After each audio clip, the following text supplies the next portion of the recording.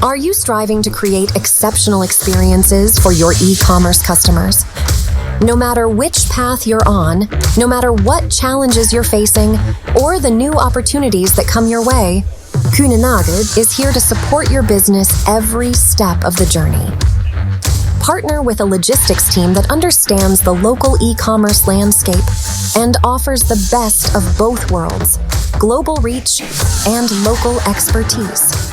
At Kuehne+Nagel, we provide a wide range of e-commerce solutions, from efficient inbound logistics to seamless fulfillment services, reliable last-mile delivery, smooth cross-border operations, and hassle-free return logistics. Because we know that no matter the challenges you encounter along the way, the ultimate goal remains the same: delivering those unforgettable moments to your cherished customers. Excellent start. And I believe, Sebastian, your stand actually says, yes, we do that, to really point out that you do actually do e-commerce fulfillment. Do you want to give us a little bit more information about yourselves and how Kuehne+Nagel are integrated into e-commerce fulfillment? Sure. Thank you very much, and delighted to be here today. So yes, we do that. Is our slogan this year. Obviously, a lot of people and companies know us for our air freight and our sea freight capabilities, maybe our road freight or our contract logistics capabilities as Kuehne+Nagel. But we also have quite an expansive e-commerce offering, and we're also investing in that. A little bit about myself. Been in the industry for over 20 years. Last 8 years, I really focused on the e-commerce side of things and got very interested in technology, which ultimately brought me to Kuehne+Nagel. I'm the global head of e-commerce, looking after the e-commerce strategy. And what we do there is essentially focusing on rounding out our e-commerce capabilities and strengthening our offering to our customers. And we do this by leveraging our own network of sea and air freight and contract logistics and road freight services, by investing in technology, but also investing in partnerships. And one of the partners we work with is BigBlue, and William next to me is one of the founders of BigBlue. And essentially, we operate multiple fulfillment centers for BigBlue, who actually have built a very innovative offering to customers to go to market with, and we collaborate on that. And together we can really make things happen for our customers. So that's why we invited Will as well to talk about this in this session here today. So Will, do you want to tell us a little bit about yourselves and BigBlue? Sure. Very nice to meet you all, and thanks for inviting me, Sebastian. So I'm the co-founder of BigBlue. BigBlue is an end-to-end delivery experience solution for customer-centric brands. So we decided to create BigBlue because we saw that there was a gap between what customers are expecting today, which is basically the Prime-like experience, and the willingness of companies to create brands that stay independent and that are out of the marketplaces, the big marketplaces that win in this world. And what I mean by end-to-end is that our solution is starting before the purchase is made. So you know that on a website, delivery is impacting a lot the conversion. So we're starting here. We provide an end-to-end fulfillment solution, and this is where we rely a lot on Kuehne+Nagel extensive fulfillment capabilities. We have a last mile offer, and we also provide a solution of post-purchase, so tracking and returns. So this is basically where we stand. We're present in most European markets, and basically what we are doing is enabling 80% of the European consumers to be delivered within 1 day, which is a massive change for the e-commerce companies. Thank you. So that's our panel for this afternoon. You will have a chance at the end of this session to put any questions that you have to them. There is a team with microphones ready to facilitate that. If you do have a question in sort of the last 15 minutes, or even if you want to interrupt us, feel free to put up your hand and we will get a microphone to you. But to start the discussion, coming to you first, Sebastian, what do you see as the big e-commerce trends right now? It's a very very interesting question, right? Because there's two aspects to this. I think first of all, there's the consumer and demand and sales side of things, and obviously we've seen a slowdown of growth since last year. But if you look at the data coming out of the US, the Consumer Confidence Index has been growing since September. So that's very encouraging and keeps growing. The data came out actually, I think, yesterday for the month of May, and it was very encouraging. And then if you look at Europe, very similar indexes. One is, I think, run by Deloitte, also shows similar patterns. So there is slow recovery of growth in terms of consumer demand and confidence. But if you look on the logistics side of things and on the fulfillment side of things, you still see that freight rates are down. Air freight capacity is actually entering the market, which doesn't really help with freight rates being up, or it's actually a good thing, but there's still an imbalance there. On the sea freight side, rates have not been as low in the last couple of years, but we also see a trend of companies shipping more LCL and smaller shipment sizes. I think if you link it back to where this could then go, there's a lot of data that suggests we're still going to end the year with quite some growth. On the sales side, predictions are as high as 10% year over year, so that's very encouraging. I think from a logistics, warehousing, fulfillment point of view, I think that we're going to see volumes pick up a little bit, but also potentially see companies getting more encouraged to hold more inventory in anticipation of more demand. And Will, what are BigBlue's clients doing to ensure that they continue to grow during this time? Mm-hmm. I think the time is, that's what everybody's saying today is that the time is hard for two main reasons. Number one is that financing is becoming more expensive at the moment. And second thing is because inflation is hitting hard all markets, but specifically Europe. I come from France, and people from France are used to be known to be pessimistic, but I'd rather see the situation with an optimistic point of view, which is basically to say that today is an opportunity to build something new and something that we call sustainable growth. So basically growing, but in a sustainable way, so with very strong unit economics behind. And so we've been shopping around with many e-commerce companies around the past 6 months to really try and get information about what people are building to try and build that sustainable growth. And I think there are 4 things that are very important. Number one is going omnichannel. E-commerce is not about B2C, it's not about B2B, it's about everything. Marketplaces, direct to consumer, brick and mortar shop, department stores, etc. And by diversifying the acquisition channel, it's a way to be able to be as efficient as possible. Second thing is the loyalty. When you have a customer, you have paid for that customer to make an order. And at the end of the day, if that customer is making a second order, then it's going to be for free. And also a customer that is happy is a customer that will tell good words about your company. And so that basically spread the word about your company. So keeping your customers loyal is something super important. And the delivery experience is one of the key parts in the satisfaction of the customers. Then there's the control of the costs. I think we're going to focus on that afterwards. But of course, in difficult financial times, you need to make sure that you get a hand on everything that your company is spending out, and of course operations are one of the first drivers in terms of cost. And fourth thing that I think is very important to keep in mind is that even though financial times are more difficult, it's still a good opportunity to innovate and test. And what BigBlue is providing is actually a solution whereby any brand can test a new market, test a new sales channel, test the addressing of new customers, etc. And I think it's really important to keep that mindset, because if you stop innovating, then this is the moment where you let your competitors enter, you don't have any differentiation. And I think it's always a good time to innovate. We innovate differently than what we used to do 2 years ago, but I think there are plenty of good opportunities in the market now. You mentioned the record high inflation. We've also seen supply chain disruption, labour shortages. You mentioned 2 years ago, a global pandemic changed the environment. Sticking with you, Will, how do brands keep control when things are changing at such a scale? I think the key piece is data. You need to have data to track everything that's being done, and you need to monitor what's being done, and then you need to take actions. if you don't have the ability to track the data, then there's no way that the decisions that you're going to make are going to have an impact. So that's the number one thing that I would say. Number two is keeping control of the operations. And I think today retail and operations in retail are super tough because the demand is changing, because your customers are very different, because we can see peak of orders at a certain time of the years or a certain time even of the week. And for that, the only solution is technology, automation, and mechanization, and this is key. And there's no big retailer on earth that hasn't invested in technology at one point, which makes a huge difference.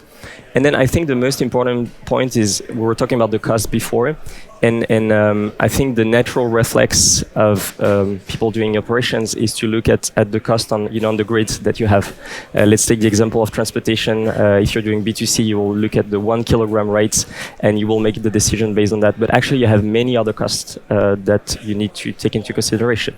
There's the fuel surcharge. There's the cost of the non-quality, right? When you have a customer that's not happy, okay, you have the cheapest. Let's imagine you have the cheapest delivery on earth. You're super happy.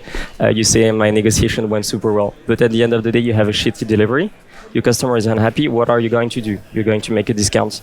You're going to spend a lot of money on marketing so that someone is going to erase or replace the negative comment that you see on the social network. And this has a cost. And what I see as the main mistake being done is taking into account the primary cost, but not taking into account the global cost. And global cost is very important. And this is actually the reason why, and based on that feedback from the customers, that we have decided to build the post-purchase solution at BigBlue, for example, because with a very efficient tracking solution, with a very efficient return solution, then you make your customers happy. Your customer is making a return, but if the return is going well, they're going to reorder afterwards. And that makes a huge difference. And the companies that are actually successful today are the ones that have understood that aspect and that make a difference. Thank you. Sebastian, why is it critical for brands to have full visibility of that customer journey from start to finish? Well, it ties really back to what Will says. Ultimately, it's about the customer experience, keeping the customer happy. But in order to have that happen, you need to have the inventory. And we actually, as a company, play both on the inbound side, the fulfillment side, and the last mile delivery side, as well as cross-border and return. So if you think about those elements, it's very important that you collect the right amount of data and you present around the right amount of data so that you can actually manage these disruptions. You mentioned a few geopolitical things, but we all know what's going on. And in order to deal with that, you need to be agile. And you can be agile if you don't have the right data and visibility to do that. So I think that is an important piece. And then also, I think from a delivery experience, it's really important that, for instance, I think where we invest as well for our customers is to create visibility solutions on last mile delivery that tie back to delivery experience, to fulfillment, so that we can really provide that full picture in a timely manner. Before I ask you my next question, we have had a hand go up. Can we get mic to the gentleman in the plaid shirt, please?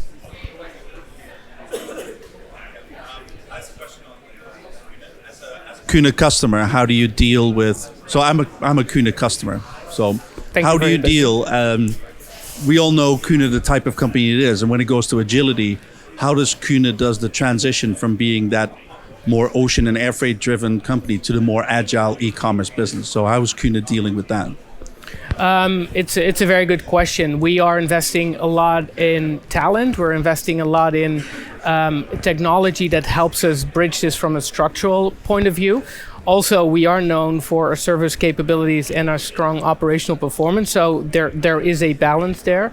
And I'm not going to lie, it is harder for a larger company to create that agility, but it is something that is a very core focus of us. And recently with our new strategic announcement, there's 4 cornerstones that we've announced, and they're very much focused on actually trying to make that happen for our customers and stay at the forefront of the innovation. Okay. So I definitely see the same challenges. Like operationally, everything is working completely fine. But then that transition from being this like process-driven company to the more agile e-commerce environment is definitely a challenge for Kuehne moving forward. Yeah, and it's a focus area, Yeah. and I think, yeah. Thank you very much. Agility and flexibility is really important when trying to deliver that customer experience that we touched on there. William, how can brands deliver a Prime-like experience? So first of all, I think we need to come back to the definition of what is a Prime-like experience, because everybody's talking about it, but sometimes we're not 100% sure about what it means. But so Prime is first conversion, right? When you have the Prime subscription, that basically means that your conversion rate is super high. And this is something that also e-commerce brands need to think about. Second thing is very fast fulfillment. So from end to end, from the moment the order is made to the moment the customer receives the package, it needs to be super fast. And bringing fast fulfillment means, one, having very automatized and mechanized fulfillment centers, and this is where we're super happy to collaborate with Kuehne+Nagel, because we basically have access to the top infrastructure in the world. It's about the location as well. You need to be well located in order to service your customers. So if you have a brand that is servicing all across Europe, you need to make sure that you have fulfillment centers that are located at the right location to be able to offer that fast fulfillment. Then it's about last mile. And last mile means being very smart in the choice of carriers that you have. And something that we have built at BigBlue is the intelligence to be able, at the zip code level, to select the right carrier that is going to offer the best possible experience to your customers at the cheapest cost. We've invested a lot in that technology, and that makes a huge difference. You can decrease your cost by 25% while bringing up the quality by 35%. So that's amazing what can be brought here. And then it's about support and post-purchase, right? If you have the fastest delivery experience on earth, but at the end of the day you don't communicate with your consumers, you're at the end of the day going to create frustration. So you need to communicate very proactively and in a manner that is as close as possible to your brand. What's the difference between physical retail and e-commerce is that when you go to physical retail, you put your credit card and you have the goods in your hands. Whereas when you do e-commerce, you put your credit cards, you're debited, but you don't have your goods. So that time between the moment you have paid and the moment you receive the goods is something that can create a lot of frustration, but actually that's an opportunity to build a very, very good time during these two periods. So this is basically what I see as very important for the customer experience. And from an operational perspective, obviously, this is where we're working really well together here, but also for other customers. We see a big trend in getting goods out faster. So orders drop, get them out, meet the cutoff at noon, meet the cutoff at 3 o'clock, right? So that fast turnaround time is a very important thing for that customer experience. Other trends that we see are increased demand for specialization, for special packaging, for brands to create differentiation, for potentially inserting customized messages or even customization of clothing are some of the things that we offer to our customers in a fully integrated order fulfillment process. And these are things that weren't around 5-10 years ago and now are a common question in every conversation we have with customers. So it's definitely something that obviously requires investment, innovation focus, but it's also changing because brands figure out different ways to create value for their customers and to set themselves apart. Sticking with that customized communication, almost personalized communication, well, what are you seeing in just the communication front? How is it evolving? How is it changing? I think people request the proactive communication. This was not the case a couple of years ago, but if you're not proactive today, then at the end of the day, you're going to have a frustrated customer. So that's the number one piece. Number two, I would say, is adapting to your customers. If you have a brand selling to teenagers, then the way you communicate is not going to be the same as if you sell products to elderly people, right? With young customers, you need to have TikTok. You need probably your support not to use emails, but to use WhatsApps or this type of things. And I think that flexibility is really needed. And I think the third piece, which I guess many of you have already encountered, is finding the right balance between automation and human. Automation is great because that means that you can have your customers can have an answers at 2 a.m. in the morning on Sundays during Christmas time, etc. So this is amazing on that aspect. But we also see that if you bring too much automation, at the end of the day, your customers are going to see that, and they want to feel that you care about them. And so the human touch is very important. And I think 2023 is a game-changing year with ChatGPT and all the things that are brought with this technology. So I think my answer is probably a bit outdated. It was right in December 2022, and it's a bit outdated. But we're going to see many things coming into the place in the next coming month, and it's very exciting. talking about new things, it's always very nice at these events when you can announce something new, something a bit special. And I believe Kuehne+Nagel have a brand new solution to announce that will help those looking to grow if they're going stateside. Can you tell us a bit more about that, Sebastian? Yeah, so we as I said before, we are very well known for a large air freight network. We offer a lot of capabilities in the fulfillment space. What we've actually done, tying back to the technology innovation question, is tied those together. So we've already been shipping direct-to-consumer parcel consolidations from Asia, for instance, to US. We've now recently launched this also out of the US. So just on top of the B2B line haul, we've also linked this to a multi-carrier last mile solution. What this does is it creates a much simpler interface for customers with relatively fast transit times, but also single integrated tracking across all these carriers. So it's a good use of technology to create essentially stitched together services for customers that ultimately create better visibility and allow us to optimize this in a way that increases service performance and lowers cost. Now for the really big question. Does the audience have any more questions to ask to either of our panelists? Yes, can we get a microphone to this lady here? Thank you. So I'm Jane. I work for the Lego Group. We're also a customer of yours. I'm curious when you talk about product customization, because as a consumer, that excites me, right? But as a supply chain professional, it makes me want to hide a little bit, because the thought of doing that cost effectively is pretty daunting. I'm just wondering, can you bring that to life for us? Who's doing it? Who's doing it well and cost effectively, the product customization? So I can't give specific customer details, but specifically in the fashion industry, there are, I don't want to call it mass customization, but customization processes we've built in an automated or semi-automated way into our fulfillment process. Now, obviously, there's a technology component of collecting the right data to do that customization. There's a process component, and there's a time component. As it comes to the cost effectiveness of this, it's really a matter, I think, for how a brand positions that and offers it. So it's not a simple answer there, but I think the trend is there, and I think brands will evolve and offer more of that, and ultimately are going to use that to drive more sales or set themselves apart, right?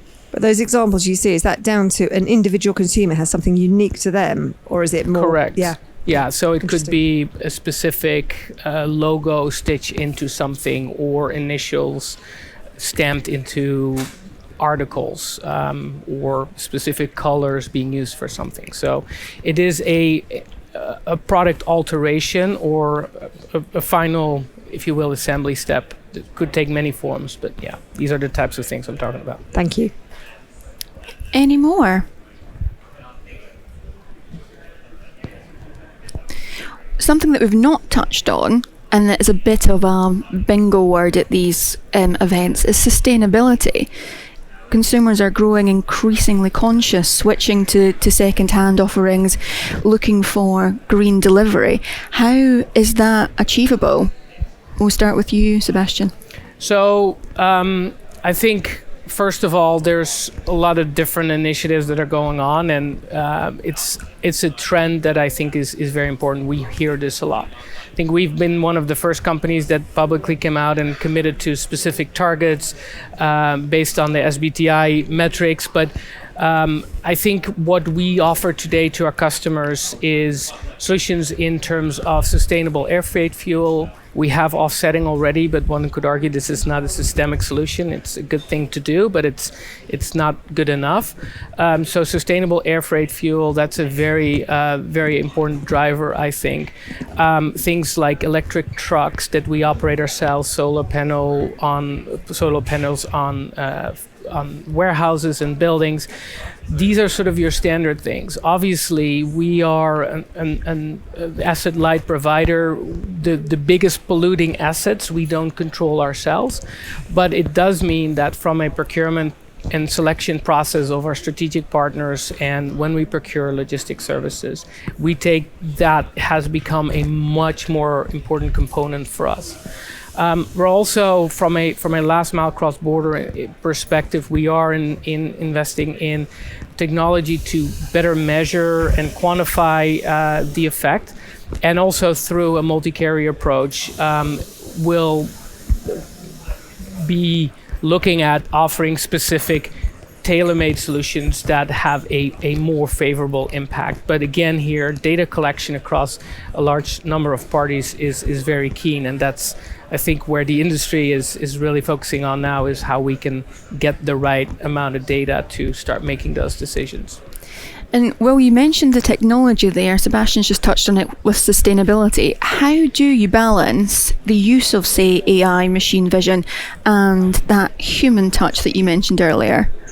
You mean for sustainability or more generally? Oh, just in general, yeah. I just wanted to double down on sustainability before, if you don't mind, because I think it's a very important topic. And I think there are three main aspects that actually drive the sustainability. Number one is the efficiency. And what is, I would say, positive about the future is that you can combine efficiency and sustainability. There are many things in e-commerce that actually have a very bad environmental impact and are related to the fact that we're not efficient. Let's take the example of last mile delivery. When you're trying to deliver a customer, but at the end of the day, the address is not correct and your parcel has to come back to the warehouse, you have to redeliver. Basically, your carbon impact is 3 times as much as what it is supposed to be. And this is where technology comes in, because if you're able to have a proper system of address correction, then you will be able to have 1 instead of 3, and so that's costing less to the planet, and it's good for the sustainability aspect. The second thing is the consumer aspect, and I think this is the trickiest part, because I think every company on earth wants to do more for sustainability, but sometimes we hit a wall where we see that customers are looking for something, for example, cost. And this is against sustainability that sometimes need to have more expensive solutions. So this is when it's coming super hard. And what we're trying to do at BigBlue is actually making the end consumers aware of the environmental impact. So today, when you go to an e-commerce website and you want to select the method, you will see the price and you will see the delivery lead times. But what if you saw the carbon impact? That wouldn't be the same, right? I want to order in 1 day and not in 2 days, that's for sure. But I don't want to order in 1 day if it's 50 times more carbon impacted than the second solution. So that's the second thing. And the third thing is the legal aspect. Because we were talking about the cost just before, but if you have like proper regulation around the world, then you will be able to put a proper price to what the environmental impact is costing. And this is when you can have both the financial impact and the environmental impact convergent. This is where I think we need to be very active also with the politicians of this world. Sorry, I completely did not answer to your question, but I prefer this one. It's a great answer regardless. Does anybody have any questions? You can, of course, if you're shy, visit the stand. It's B15. It is on the floor if you do want any further information. Is there any things that you really want to come back to touch on, to expand on before we let everybody go off and enjoy the sunshine? Well, that's important too, given the fact that the summer has finally started here. I think it's what I'm really interested in being at this conference is connect with e-commerce shippers, companies, brands, and to understand really to what extent the challenges they have are being presented by the solutions that are in the industry, right? So going back to the topic of innovation, there is a consumer-driven innovation and sort of a market-driven innovation, and it's really, I think, very interesting to connect with like-minded people to really understand what are the solutions that service providers are offering, and is that enough to meet sort of their demand, right? You talked, for instance, about the personalization, but we talked about data, but what is this? Maybe a quick show of hands, the topics that we discussed here, were they relevant for the types of problems you're solving today? From the audience, who think so? They were, or yeah, okay, good. So, thank you. You're very welcome. Thank you very much. A round of applause for our speakers, please, Sebastian and Will.